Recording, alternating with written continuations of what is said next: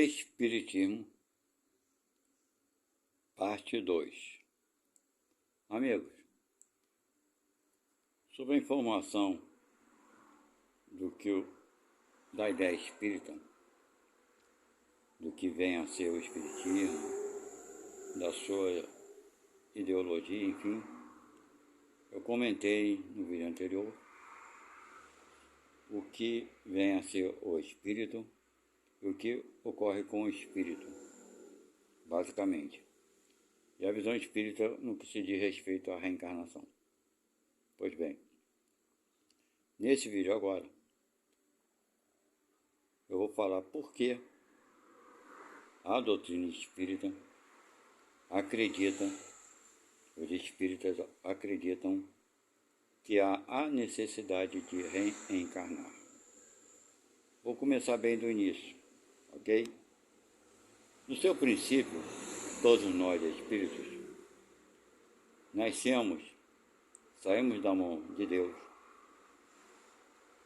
simples e ignorantes, sem termos conhecimento do que é certo, do que é errado, com pequenas noções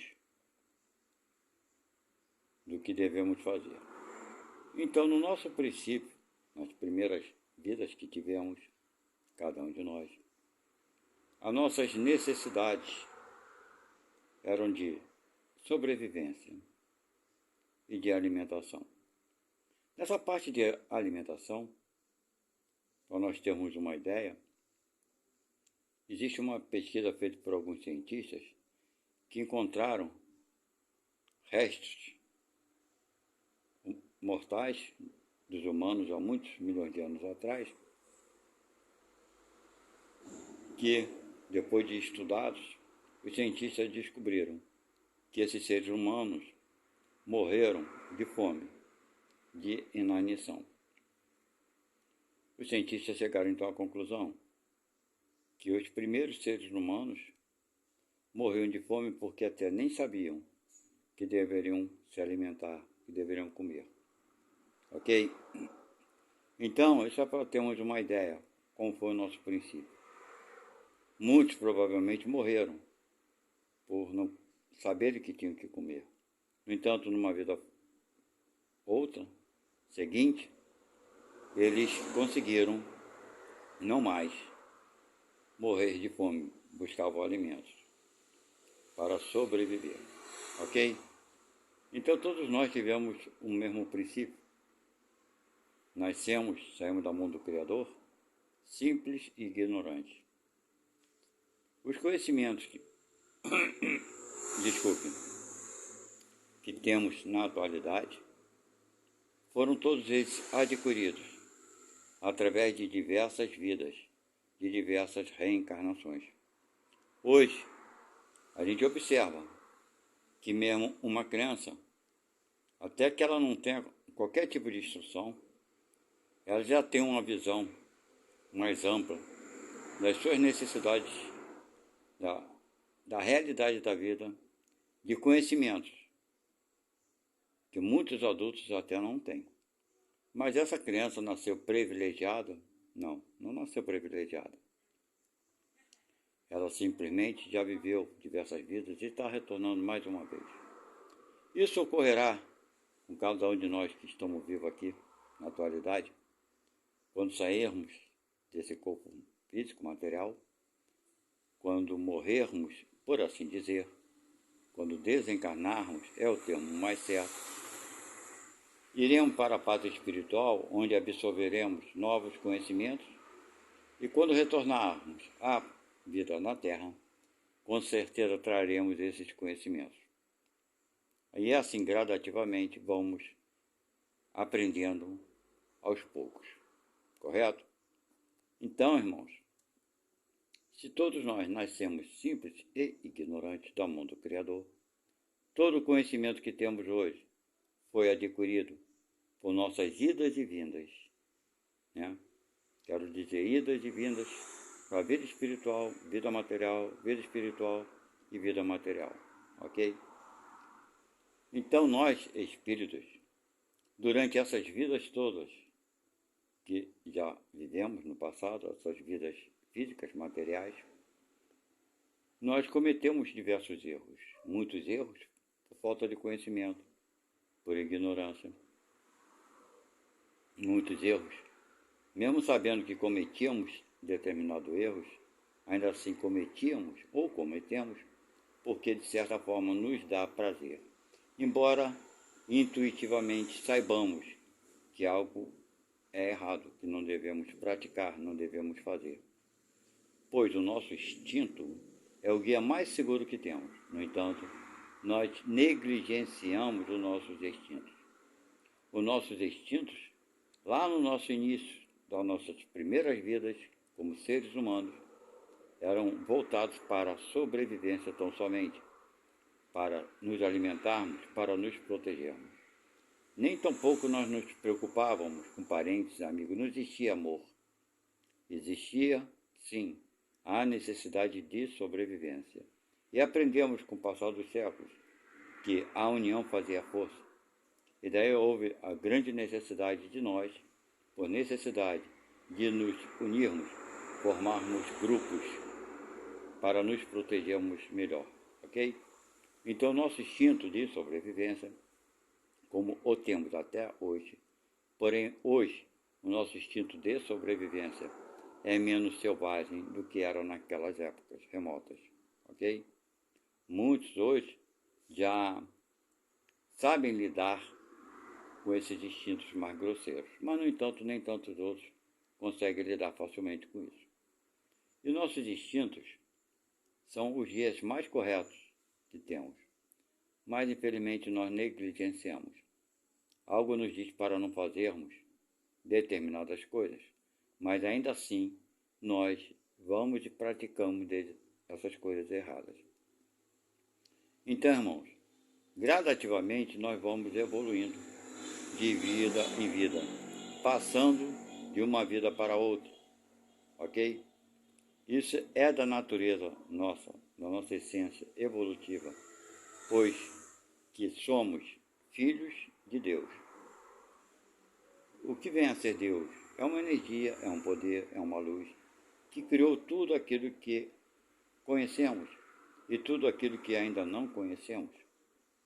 Então, se nós somos filhos de uma sabedoria que sequer conseguimos compreender, é bem claro e óbvio que nós trazemos dentro de cada um de nós esse poder, essa inteligência, essa capacidade de evoluir e de podermos, de certa forma, criarmos dentro das nossas limitações. O que o homem cria hoje não é seu produto, não é sua obra. O homem, quando fabrica um automóvel, fabrica uma máquina, um equipamento, seja ele qual for, não se diz pai daquela criação? Santos Dumont não é o pai da aviação, visto pelos brasileiros? Outros foram pais da energia elétrica, da lâmpada, do telefone. Então nós podemos também criar, mas as nossas criações serão sempre muito limitadas comparadas às criações de Deus, ok? Então, se nós somos filhos de Deus, trazemos dentro de nós a essência de Deus, que é a luz, que é o amor e que é a bondade, ok? Alguns dizem que, mas o espírita acredita que vamos reencarnar para pagar os erros, os crimes, os pecados. Bem, irmãos, não é bem assim. O Espiritismo diz sim, que vamos reencarnar, mas não para sofrer. Nós reencarnaremos para reparar os erros, ok? Agora, a reparação que cada um fazemos ou não fazemos. Alguns não querem reparar os erros, querem dar continuidade à sua negatividade, ao seu jeito errado de proceder. O que acaba acontecendo, ele acaba sofrendo a consequência do seu próprio ato. Não é Deus que o castiga. Não é Deus. Vou dar um exemplo para vocês. Por exemplo, você tem um filho teu pequeno, que já compreende alguma coisa, e você fala para ele, não ponha o dedo na tomada, porque você irá tomar um choque, ok? Então você avisa essa criança. No início você tira a mão dela quando ela vai se aproximar da tomada. Você vai fazer isso 1, 2, 3 vezes. E quando você vê que aquele filho não consegue te obedecer, ele insiste em praticar tal coisa porque ele quer passar pela experiência, quer passar pela dor, você vai deixá-lo fazer. Quando ele toma um choque, você vem ao auxílio dele e socorre. Ele, com o susto, aprende que aquilo ali é errado e jamais vai colocar o dedo na tomada, certo? Então assim é Deus, para com cada um de nós. Através da lei da natureza, sabedoria suprema, nos criou esse aviso, o que vem a ser o quê? A nossa intuição, o nosso instinto, de dizer que aquilo não fará bem. Mas a gente, infelizmente, muitas pessoas, não todas, muitos de nós queremos pagar para ver, né? Como São Tomé, né? Aí só acreditava vendo as coisas. Então, alguns outros não. É uma escolha, é uma opção de cada um. Ok? Então, por quê? Vamos lá, as pessoas nascem aleijadas então. Alguns podem dizer, Deus o castigou. A religião espírita, tem muitos espíritas que acreditam que aquele espírito nasceu sob essas condições porque ele praticou um crime, porque ele cometeu um delito muito grave contra seu semelhante. Bem, para ele nascer assim, é a consequência de alguma coisa que ele fez de errado. Isso é óbvio. Toda ação gera uma reação. Mas onde estaria aí Deus sobre esse assunto? Foi Deus que o condenou? Foi Deus que o castigou? Será que os espíritos trabalhadores de Deus, os seus ministros, os seus mensageiros, designaram que tal ser nascesse sobre essas condições, com defeitos físicos, aleijado, mutilado, doente, pobre, miserável? Irmãos, é uma visão equivocada que até muitos espíritas têm sobre esse aspecto. A pessoa nasce com doenças terríveis, ok? E acha que é uma punição. Bem, irmãos, não é uma punição. O que ocorre, se nós estudarmos bem a doutrina espírita e lermos seus livros, os 5 livros que fazem base da doutrina espírita, que é o Evangelho segundo o Espiritismo, o céu e o inferno, a Gênese espírita, o livro dos médiuns e o livro dos espíritos, ok? Então, esses 5 livros perfazem a base da doutrina espírita, que bem estudados vai lhe dar condições para entender um pouco mais do que somos, do que podemos e do que não devemos fazer, ok? Então, voltando ao assunto da pessoa que nasce sob essas condições, aleijado, mutilado e coisa e tal. Bem, irmãos, nós espíritos, quando saímos do corpo material, quando morremos, por assim dizer, na palavra certa da doutrina, é quando desencarnamos, vamos para a pátria espiritual, para a espiritualidade. É claro, vamos para o lugar onde outros espíritos se encontram, ok? E vamos para ambientes de espíritos que vibram semelhante àquilo que vibramos, ok? Mas, chegando nesses ambientes, nós vamos estudar, vamos aprender muita coisa. E nessa aprendizagem, nesse estudo, muitos de nós optamos por resgatar nossos erros sob condições difíceis. Não é Deus que impõe a cada um de nós o sofrimento, a dor física, a mutilação, não. Somos nós mesmos, por ignorância, acredito eu. Mais ignorância do que sabedoria. Porque o que posso eu fazer para reparar um erro se eu nascer aleijado? Por exemplo, vou dar um exemplo bem básico a vocês. Eu acho que ainda isso é muito voltado para o egoísmo quando assim escolhemos. Escolhemos sim, muitos de nós escolhemos isso, mas ainda não deixa de ser egoísmo. Por quê? Se eu, por algum erro meu numa vida, usei as minhas mãos para roubar, para matar, para causar mal ao meu semelhante, supondo que eu desencarnei, estou na vida espiritual, e acredito que se eu nascer sem as mãos, eu vou dar mais valor as minhas mãos, e na próxima vida eu farei de tudo. Quer dizer, não poderei matar ninguém, porque nasci sem as mãos. E assim eu vou aprender a usar melhor minhas mãos na próxima vida. Mas se eu procedo dessa forma, não é um egoísmo meu querer apenas pagar uma conta sem favorecer em nada aquele a quem eu prejudiquei?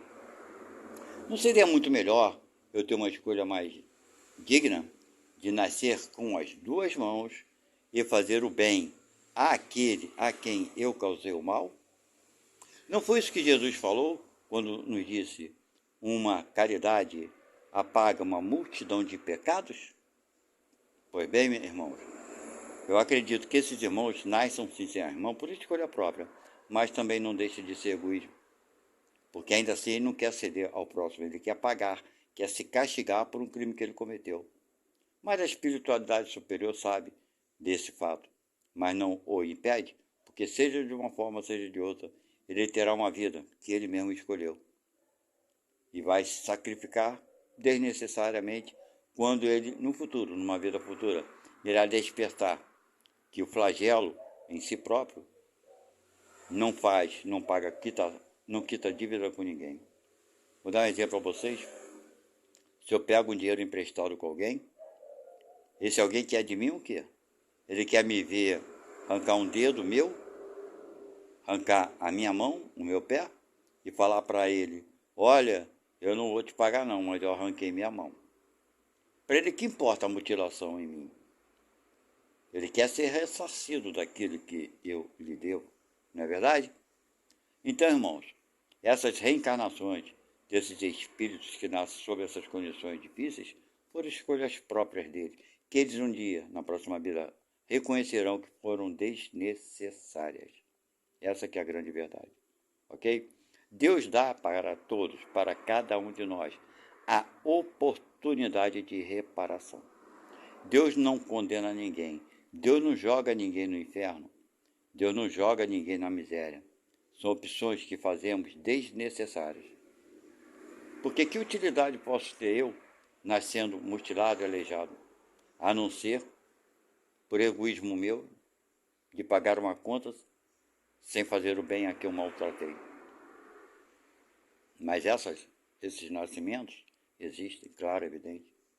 Mas as pessoas, nós, ainda não paramos muito para pensar. Por quê? Porque ainda não temos a condição, não temos, na verdade, o desenvolvimento moral mais elevado que nos faça agir de forma diferente. Então, existe sim pessoas que nascem assim por escolha própria, para a reparação de uma coisa que não vai reparar. Dessa forma, não repara nada a ninguém. Como repetir, como falei antes, desculpa, vou repetir. Se eu devo a alguém, a pessoa quer que eu lhe pague, não que eu me mutile. Certo? Então é mais ou menos isso. Por isso nascem pessoas sob essas condições físicas terríveis. Ok? Agora, não deixa de ser um avanço para aquele espírito, né? Desde que ele já está vendo e observando o mal que fez ao outro e quer reparação. Quer reparar, né? Quer reparação não, ele quer reparar o erro causado. Só que ele não fez uma escolha ainda boa e sensata. Mas numa vida futura ele fará. Então a lei de ação e reação, ela só atinge a nós, a cada um de nós, a todos nós. Por que atinge? Por exemplo, se eu causei mal a alguém numa vida passada, seja ele qual for o mal, então na próxima vida, lá na espiritualidade, eu observo e aprendi o mal que eu causei ao meu semelhante. E daí peço que eu tenha condições de reparar. Esse pedido de reparação nos é sempre concedido, ok? Então, venho numa próxima vida, nasce com o objetivo de fazer o bem àquela pessoa a quem eu causei o mal na vida passada. Mas quando a gente nasce, é óbvio, é claro, esquecemos tudo aquilo que passamos na vida passada, lógico. Esquecemos e vemos com uma lembrança zerada, ok? Mas tem dentro da gente intuitivamente o que devemos fazer. Isso nós trazemos, que é o guia mais certo que nós temos, ok? Mas eu nasci para reparar um erro causado ao meu semelhante. Porém, quando aqui estou, mais uma vez deixo o meu egoísmo me dominar, certo? Eu dou preferência a ceder às minhas vontades. E aquele irmão a quem eu deveria reparar alguma coisa, se apresenta a mim como necessitado de algo. No entanto, eu me recuso, porque acredito mais no meu prazer, nas coisas que eu quero. Eu não quero me dispor em favor de ninguém. Quando assim eu ajo, quando assim eu penso, a minha energia, meu campo vibratório, diminui, baixa, fica mais negativo. Sendo assim, as energias negativas da própria atmosfera da natureza, aquelas energias negativas que eu plantei numa vida anterior, elas me encontram. Aí eu sofro as consequências dos meus atos, certo? Não que Deus esteja me castigando, mas porque eu fiz uma escolha errada. Eu havia me comprometido de reparar o erro. No entanto, chegando aqui, cedo ao meu egoísmo e não quero reparar nada a ninguém. Aí algo, uma tragédia, um acidente, me ocorre.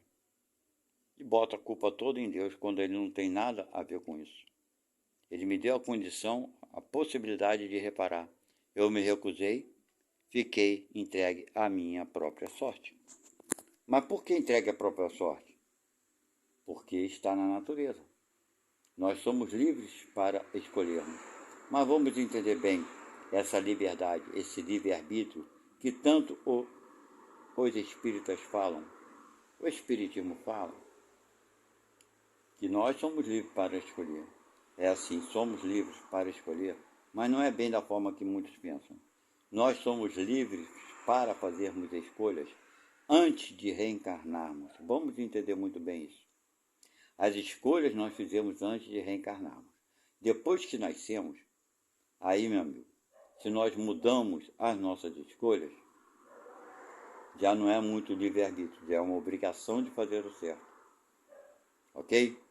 Então a liberdade que nós tínhamos era antes de reencarnar. Depois que reencarnamos, nós temos a obrigação de cumprir com aquilo que escolhemos.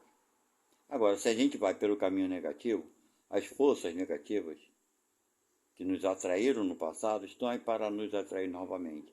E novamente nós vamos sofrer as consequências. Porque vamos, o quê? Sermos atingidos. As mesmas energias nos encontrarão. Então, se nós matamos alguém com crueldade, assim ocorrerá conosco novamente. Não por uma lei de ação e reação, mas sim por uma lei da natureza, da falta da reparação. Porque nos recusamos a fazer o bem àqueles que nós fizemos o mal. Por isso, muitos espíritos, muitos seres, estão reencarnando diversas vezes sob condições tristes e miseráveis, porque se negam, quando estamos aqui na Terra, a reparar os erros. Nos negamos a fazer o bem. Às vezes é uma coisa muito fácil, às vezes é um bem, uma coisa simples, é uma palavra, é uns 5 minutos da tua vida, é um prato de comida, é uma carícia, é ajudar alguém a carregar uma bolsa pesada, um objeto pesado, é ceder teu lugar no ônibus, no banco, para uma pessoa sob dificuldades maiores que a tua, para um idoso, uma idosa, uma mulher com criança, uma pessoa da mesma idade com muito peso em suas mãos, enfim. É calar quando alguém te ofende, não retrucar, não rebater, não devolver o insulto. Tudo isso é caridade, tudo isso é aprendizado. É frear a nossa boca quando a vontade é de ofender, de difamar alguém. É pensar 2 vezes antes de falar mal de alguém. São atitudes pequenas, que ao decorrer do nosso tempo, da nossa vida aqui na Terra, faz uma grande diferença quando daqui saímos. Então, irmão, fica aqui mais uma informação da visão espírita. Eu sou espírita há muito tempo que eu não frequento uma casa espírita, mas eu acredito sim. Não posso dizer para vocês exatamente o que ocorre com cada um de nós quando saímos da vida da Terra, da vida material, da vida física, quando morremos, quando desencarnamos, que é o termo usado pelo Espiritismo. Não posso te dizer o que vai ocorrer contigo, nem tampouco comigo, porque cada um de nós vai passar por aquilo que é necessário passar. Então, cada um de nós somos diferentes, somos singulares. A igualdade que existe no universo é de matemática, nada mais. Naquele sinalzinho, né, daqueles dois traços de igualdade. Na matemática existe 2 é igual a 2. Mas um espírito não é igual ao outro, jamais. Não é igual. Semelhança é uma coisa, igualdade é outra. Somos todos semelhantes, porque todos somos filhos de um só Criador, de uma só fonte, mas ninguém é igual a ninguém. Sendo assim, para onde eu irei quando eu desencarnar? O que eu sofrerei quando eu desencarnar?